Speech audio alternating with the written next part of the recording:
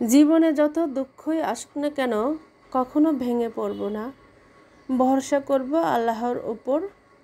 পড়ে গেলে উঠে দাঁড়ানোর চেষ্টা করব আর অপেক্ষায় থাকব কখন সুদিন আসবে ইনশাআল্লাহ। হ্যালো ফ্রেন্ডস, আসসালামু আলাইকুম। আমি স্বপ্না বলছি চট্টগ্রাম থেকে, কাছে দূরে দেশ এবং দেশের বাইরে থেকে যে যেখান থেকে আমার এই ভিডিওটি দেখছেন, আমি আশা করি আল্লাহর রহমতে আপনারা সবাই ভালো আছেন, সুস্থ আছেন। আলহামদুলিল্লাহ, আমরা পরিবারের সবাই ভালো আছি। যাই হোক, এখন সকালবেলা, তো সকালবেলা একটু খুদে ভাত বলে যে সেটা করেছিলাম, আর সেই সাথে একটু ডিম ভাজি করেছিলাম, চাটাও বানিয়েছি, আর সকালের নাস্তাটা কমপ্লিট হয়ে গেছে। এখন চলে এসেছি রান্নাঘরে। তো বাজার শেষ হয়ে গিয়েছিল, আমার হাজব্যান্ড কিছু বাজার এনেছে। তো এখন সব কিছুর যে দাম, মানে দিন দিন দাম বেড়েই চলছে। তো আসলে আপনার অনেক টাকা দিয়ে বাজার করলে দেখা যায় যে চোখে লাগে না, মনে হয় যে অল্প বাজার, কিন্তু টাকার পরিমাণটা কিন্তু অনেক বেশি। হ্যাঁ, বাজার কিন্তু মনে হয় যে খুবই কম। তো যাই হোক, আলহামদুলিল্লাহ যতটুকু এনেছে তার উপরে সন্তুষ্ট, কারণ আমাদের কিন্তু সবজিটা খুবই লাগে, কারণ আমি এবং আমার হাজব্যান্ড সবজি খেতে খুবই পছন্দ করি। আর কিছু থাকুক বা না থাকুক, কিন্তু সবজি কিন্তু লাগবে। যে এখানে যে সবজিগুলো এনেছে সব কিছু কিন্তু আমার অনেক পছন্দের বাজার। তো আমার হাজব্যান্ড কিন্তু আমার পছন্দের মতোই বাজার করে। তো আমি এই যে ছোটো মাছগুলো খুব জলদি কেটে নিচ্ছি, কারণ এই মাছগুলো রেখে দিলে নরম হয়ে যাবে, সেজন্য আমি খুবই তাড়াতাড়ি মাছগুলো আগে কেটে নিচ্ছি। আর এই যে মাছগুলা কেটে নেওয়ার পরে যে এরকম একটা, এই যে এর ভিতরে অনেক ধার আছে, এর মধ্যে ছোটো মাছগুলো পরিষ্কার করলে কিন্তু অনেক সুবিধা হয়। যাই হোক, আমি আজকে আমার ভিডিওটি সাজিয়েছি আপনাদের সাথে একটি খুবই দরকারি জিনিস শেয়ার করব, কারণ এটা থেকে আমি অনেক উপকার পেয়েছি। কারণ আমার মায়ের কাছ থেকে শেখা। আমার আম্মু দেখেছি যে উনি যখন বাজার করতো, উনি নিজেই বাজার করতো, কারণ যেহেতু আমার আব্বু চাকরি করে, সময় খুবই পায় না, কম হাতে থাকে, সেজন্য কিন্তু আমার আম্মাই বাজারগুলো করে। তো অল্প জিনিস দিয়ে কিভাবে অনেক দিন খাওয়া যায় সেটাই কিন্তু আমি আমার আম্মুর কাছ থেকে শিখেছি। ভাবলাম আপনাদের সাথে একটু শেয়ার করি। আমি যে মাছগুলা ধুয়ে কিছুক্ষণ আগে যে দেখালাম, সেটা কিন্তু আসলে এই মাছগুলো আমি চাইলে কিন্তু সবগুলা একসাথে খেতে পারতাম, কিন্তু সংসারের কথা চিন্তা করে আর মজার কথা চিন্তা করে আমি কিন্তু একটু রেখে দিয়েছি। কারণ আবার হয় কি, কারণ খালি খালি তরকারি খেতে ভালো লাগে না, তো একটু ছোটো মাছ দিয়ে অল্প একটু তরকারি দিয়ে রান্না করলে খেতে কিন্তু অনেক মজা হয়। তো ভাবলাম যেহেতু আমি আজকে একটু সেভ যে করি আর কি, আর তো আপনাদের সাথে শেয়ার করি, যারা আমার নতুন গৃহিণী, যে আপুদের নতুন বিয়ে হয়েছে তাদের হয়তো কাজে লাগবে আমার এই ভিডিওটা যদি দেখেন, তাহলে সবারই কাজে লাগবে। কারণ আমরা আসলে খেলে তো সবগুলাই একসাথে খাওয়া যায়, ঠিক না? আর একটু কম খেলে তো সমস্যা নাই, কম খেলে আরও ভালো, কারণ কম খেলে তো আপনি মরে যাবেন না, নাকি? তো আপনার সংসারের কথা চিন্তা করে যদি একটু কম খাওয়া হয় তো ক্ষতি কী? আর হাজব্যান্ডের টাকাও একটু বেঁচে যাবে, তো এতে করে আমার হাজব্যান্ড একটু স্বস্তি পাবে। তাছাড়া খালি খালি খাওয়া লাগবে না, সেটাই আর কি। দেখেন, আমি কিন্তু অল্প মাছ নিয়েছি, আর তরকারি কিন্তু বেশি দিইনি, অল্পই দিয়েছি, আর হাতে মেখে রান্না করে নেব। খুবই মজা হয় এভাবে। আর এই যে মাটির যে কড়াইটা, এটার মধ্যে রান্না বান্না করলে খুবই টেস্ট হয়। তো আমি তো এটার মধ্যে রান্না করে খুবই উপকার পেয়েছি। তো এখন এটা এর মধ্যেই রান্না করব। আর দেখেন আমি কিভাবে রান্না করলাম, সব কিছু মশলাপাতি দিয়ে তো ভালোভাবে মাখিয়ে নিয়েছি, আর একটু পানি দিয়ে এখন আমি এটাকে বসিয়ে দিব। আর এই যে টমেটো আমি আগে থেকে ডিবে রেখে দিয়েছিলাম, সেটা একটু দিয়ে দিচ্ছি। আর টমেটো দিলে হয় কি, সামান্য একটু চিনি দিলে তরকারির স্বাদটা বেড়ে যায়। কেউ দিতে পারেন, না চাইলেও না দিতে পারেন, সমস্যা নাই। দেখেন আমার তরকারির কালারটা কত সুন্দর হয়েছে, আর খেতেও কিন্তু অনেক মজা হয়েছিল। তো যাই হোক, তো আর বাকি যে বাজারগুলো এনেছিল, আমি কিন্তু এভাবে সমস্ত বাজারগুলো সুন্দর করে কন্টেনার মধ্যে এই ডিব্বার মধ্যে ভরে রাখি, কারণ এগুলোর মধ্যে রাখলে বাজার তরকারিগুলো অনেক দিন ভালো থাকে।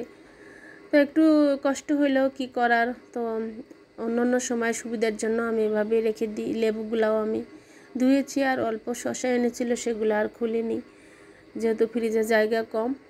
আর বগিলে একটু ছোটো মাছের মধ্যে দিয়েছিলাম, আর একটু আছে, বাকিগুলা সুন্দর করে আমি ফ্রিজের মধ্যে এই যে সুন্দর করে এই যে আমি সবগুলা জায়গার জিনিস জায়গায় রেখে দিব। বাদাম কিছু আমি অফ ক্যামেরাতে ভাজি করে রেখেছি, আর বাকিগুলো আমি ফ্রিজের মধ্যে এই যে উঠিয়ে নিলাম। তো আজকের ভিডিওতে আমি যেগুলো দেখাচ্ছি, এই যে বাজারগুলো যে আমি কিভাবে বাজার সদাইগুলো রাখি, এর আগে যে ভিডিওগুলো দিয়েছিলাম সেটার মধ্যেও আমি আপনাদের সাথে শেয়ার করেছিলাম, আজকেও শেয়ার করলাম। আসলে নতুন করে আর কি দেখাবো, কারণ আমি যেগুলো ডেইলি যে কাজকর্মগুলো করি নিজের হাতে, যেহেতু হেল্পিং হ্যান্ড নেই, তো সেগুলো শেয়ার করার চেষ্টা করি, এগুলাই দেখায়। জানি না আপনাদের কারো কাজে আসবে কি না। যদি কারো কাজে লাগে তাহলে কিন্তু আমার ব্লগ ভিডিও ছাড়ার সার্থক আর কি। যাই হোক, কথা বলতে বলতে আমি কিন্তু আমার সমস্ত রান্নাবান্না কমপ্লিট করেছি। মাছের ভর্তাও কিন্তু বানিয়েছি, আর অনেক মজা হয়েছিল। শাক ভাজি করেছি, ভাত রান্না করেছি, আর এই যে ছোটো মাছ, এগুলা দিয়ে আমাদের দুপুরের খানাটা আমরা সেরে নিব। আর আমি গোসল করার পর নামাজ পড়বো, তারপর খেয়ে নেবো, ওদেরকে দিয়ে দিয়েছি। যাই হোক, খাওয়া দাওয়া শেষ করেছি, আর এখন চলে এসেছি রান্নাঘরে। তো বিকেলবেলা একটু ভাবলাম যে লুডুসটা করে দিই, কারণ ওরা লুডুস খেতে খুবই পছন্দ করে। তো ভাবলাম যে একটু শেয়ার করি, কারণ লুডুস তো আমরা সবাই পারি। তো আজকে একটু আমি একটা ভিডিওর মধ্যে দেখেছিলাম লুডুসটা একটু ইউনিকভাবে ভেজেছিল, তো ভাবলাম ওটা একটু আমি আজকে একটু অ্যাপ্লাই করি, দেখি কেমন হয়। খেতে অনেক মজা হয়েছিল, তো সেই স্বাদ তো আমি আপনাদের সাথে শেয়ার করছি। এখানে একটু আমি আদা রসুন মানে যে মশলাটা আমি তরকারির মধ্যে খাই সেটাই একটু দিয়ে দিয়েছি, লবণ দিলাম, আর একটু যে গাজর, পেঁয়াজ কুচি, মরিচ এগুলো দিয়ে সুন্দর করে একটু ফ্রাই করে নেওয়ার পরে এই যে সামান্য একটু গরম মশলা দিব, হালকা, না দিলেও চলে, একটু স্বাদটা বেশি হওয়ার জন্য দিয়েছি। আর এই যে আগে থেকে আমি মাংসটা ফ্রিজে রেখেছিলাম, সেগুলো একটু দিয়ে দিলাম, দিয়ে ভালোভাবে আমি এই যে ভাজি করে নিব। আর এখন একটু সয়া সসও দিয়ে দিচ্ছি। তো এই লুডুসটার মধ্যে যেটা মজার বিষয় হচ্ছে বাটার দিয়ে যে একটা সস তৈরি করা হয়, সেটাই এই সস। লুডুস কিন্তু শুকনা ভালো লাগে না, মাঝে মধ্যে একটু রসালো টাইপের হলে ভালো লাগে। তো এই সসটাই তৈরি করেছিলাম, সেটাই হচ্ছে এই লুডুসটার আসল মেনু। ওটা ওরকম করে খেলে অনেক মজা লাগে, তো আপনারা দেখতে থাকুন। তো যাই হোক, কথা বলতে বলতে আমি আপনাদের কাছে একটা রিকোয়েস্ট, যে আমার ব্লগের কোনো অংশ যদি আপনাদের কাছে ভালো লাগে তাহলে প্লিজ আমার চ্যানেলটি সাবস্ক্রাইব করে পাশের বেল অপশনটি প্রেস করে রাখবেন। এতে করে আমি নতুন কোনো ভিডিও দিলে ভিডিও নোটিফিকেশন আপনি সঙ্গে সঙ্গে পেয়ে যাবেন। আর যারা যারা এই কাজটি করেছেন তাদেরকে জানাই অসংখ্য ধন্যবাদ, অনেক অনেক ভালোবাসা, অনেক অনেক দোয়া।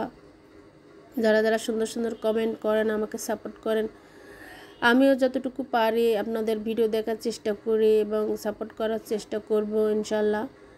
তো সবার জন্য অনেক অনেক দোয়া করি, আল্লাহ তাআলা যেন সবাইকে ভালো রাখে, সুস্থ রাখে। আমার জন্য আপনারা সবাই দোয়া করবেন, আমি যাতে ভালো ভালো ভালো ভিডিও আপনাদের সঙ্গে শেয়ার করতে পারি। যাই হোক, ভিডিও শেষ পর্যায়ে চলে এসেছি। তো বিকেলবেলা নাস্তাটা আমরা করে নেব। ওই যে ক্রিমটা বানিয়েছিলাম, যে এটার মধ্যে একটু হালকা চিনি, বাটার, আর একটু রাঁধুনি, আর রসুন কুচি, আদা কুচি এগুলো দিয়ে একটু সামান্য তেল দিয়ে তারপরে এই